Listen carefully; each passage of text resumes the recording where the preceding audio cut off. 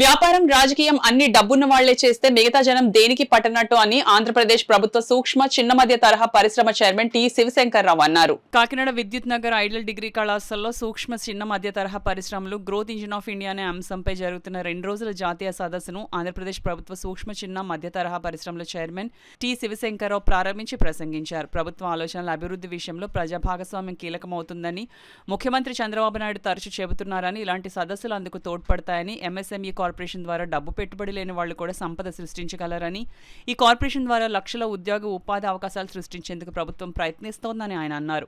20 లక్షల ఉద్యోగాల కల్పన అంటే అన్ని ప్రభుత్వ ఉద్యోగాలే భావించడం సరికాదని, పరిశ్రమల స్థాపన ద్వారా కూడా ఉద్యోగ కల్పన జరుగుతుందని, పరిశ్రమలంటే నగరాలను ఊహించకూడదని, గ్రామీణ ప్రాంతాల్లోనూ అవకాశం ఉందని ఆయన అన్నారు. ఐడియల్ కళాశాల సెక్రటరీ కరెస్పాండెంట్ డాక్టర్ పి చిరంజీవిని కుమారి మాట్లాడుతూ, చదివితే ప్రభుత్వమే ఉద్యోగాలు ఇస్తుందనే భావనలో మార్పు వచ్చిందని, విద్యార్థి విజ్ఞాన సంపద పెంచుకుంటే ఎంఎస్ఎంఈ లాంటి సంస్థల ద్వారా తమ ఉద్యోగం తానే సృష్టించుకోగలడని, అందుకే ప్రభుత్వ ఎంఎస్ఎంఈ సంస్థ ఆశయాలను విద్యార్థులకు అందివ్వడానికి తమ కళాశాల academic director M Ranjit, administrative director KS Vasu సారథ్యంలో ఈ జాతీయ స్థాయి సెమినార్ నిర్వహిస్తున్నామని ఆమె అన్నారు.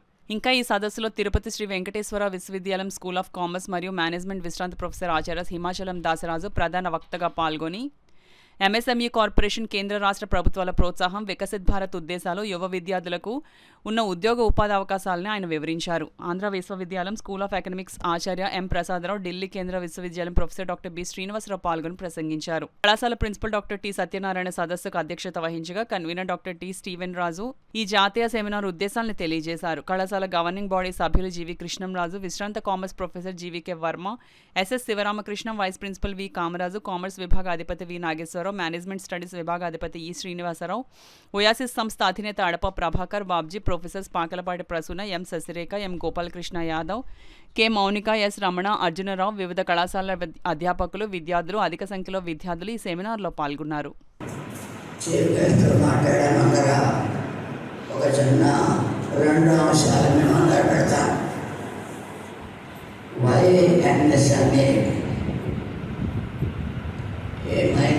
స్మాల్ మీడియం ఎంటర్ప్రైజ్ అనేది జననం, అవసరం, ప్రాముఖ్యత వచ్చింది అనేది ఒకసారి ఆలోచన. స్వతంత్రోత్సవం తర్వాత మహా ఇండస్ట్రీస్ కోసం జవహర్లాల్ నెహ్రూ గారు చాలా దండ పడ్డాడు, వచ్చాయి. కానీ ప్రజల అవసరాలు ఈ పెద్ద ఇండస్ట్రీస్ ద్వారా మాత్రమే గుర్తుగా ప్రభుత్వం ఏర్పడిన అతి తొందరలోనే గమనించి ఇంచుమించు ఈ బిర్యానీకు ఎంతమంది ఉన్నారు అని ఒక సర్వే చేసి ప్రభుత్వం ఎత్తిన రికార్డ్స్ ప్రకారం 15 సంవత్సరాల దాటి పని చేయగలిగిన ప్రజలు, పౌరులు ఈ దేశంలో 96 కోట్లు ఉన్నారు.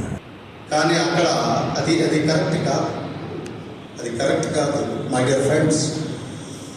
ఒక ఇన్స్పిరేటింగ్ స్టోరీ మీకు చెప్తాను. అశోక్ ఖాడే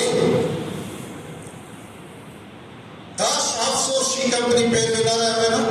మీలో కామర్స్ ఎకనామిక్స్ వాళ్ళు ఉంటారు. DAS Das offshore limited. That was Ashok Khade, industrialist. You know ఎంత పేదరికం నుంచి వచ్చాడో చెప్పడం.